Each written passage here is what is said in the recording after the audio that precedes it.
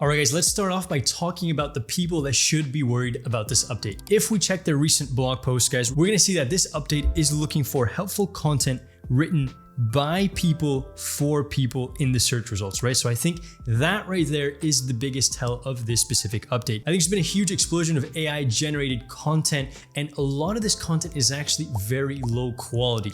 So if your website is filled with a bunch of low quality content that's been generated by an AI in an effort to trick Google, then Google may be coming after you. Now, if you're using AI content generators as an additional tool to help you in your creative process, if you're then editing it heavily, adding in your own input and making sure that it's properly legible, then I think for now you're gonna be on the safe side. Just remember to not depend exclusively on these AI content generators to create all the content for your website. Now let's take a look at a couple more things here. The main idea behind this update is they want us to focus on people first content and to avoid creating content that's just been created for search engines. Now, does this mean that we need to forget about everything we've learned about SEO? Well, no. We still want to make sure that we're following SEO best practices, and Google actually recommends that we do the same, right? So while utilizing SEO best practices, specifically on page, right? But we should not be creating content exclusively for search engines. What we should be doing instead is creating content based on specific search intents behind keywords. So we need to be doing proper research on a lot of these keywords, understand what users are actually trying to get out of that keyword, and create content for that specific use case. Guys, I cover this in depth in my recent course, so link for that is going to be in the description. Another thing that Google is saying here is that the content that you produce should be coming from a place of firsthand expertise and depth of knowledge, right? So there's a lot of content out there, I'm sure you guys have seen it, of affiliate websites that are reviewing tools that they've never used, or cooking websites that are reviewing recipes that they've never used, and also travel blogs that are talking about places that they've never visited. A lot of this content is going to be low quality, and it might even be easy to notice because for a large majority of this content, people are just recycling what's up there and not actually adding any value. So that's why I'm always telling you guys, if you're not an expert on a specific topic, if you don't have any experience on a topic, hire an expert, hire a content writer that does. And there's a few more topics here that I want to cover. So this question right here, does your content leave readers feeling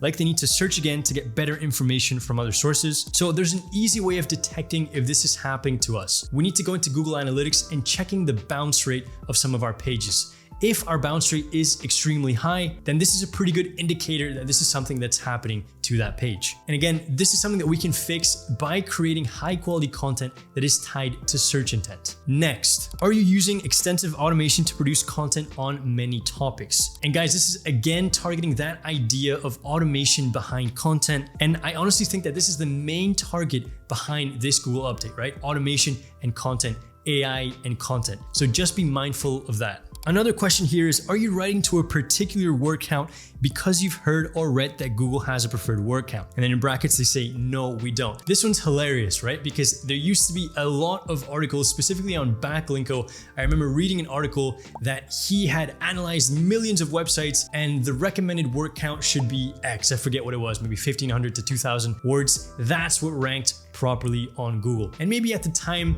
that was something that worked, but in today's world, guys, the word count is going to vary depending on the keyword and depending on that search intent. There's going to be keywords where with 400 words, we basically covered the search intent and that user is going to be very happy with the results. And then there's going to be other keywords where 400 words isn't even enough to introduce the topic, right? So it's going to be very different depending on the keyword and depending on that search intent. The last question here that I want to cover is, did you decide to enter some niche topic area without any real expertise, but instead mainly because you thought you'd get search traffic? Now, this one is also quite funny because I think this is something that 95% of SEOs do. They'll find a niche, a specific set of keywords that don't have a lot of competition, where they see that they have potential of ranking and of getting quick traffic, and then they'll just launch a business, they'll launch a website for that specific niche, regardless of what it is, regardless of their expertise, whether it's dog leashes, water bottles, or gardening, right? This is something that's very, very common. So we do need to be mindful of that. We need to be creating content for spaces that we understand, or at least hiring someone that knows about this niche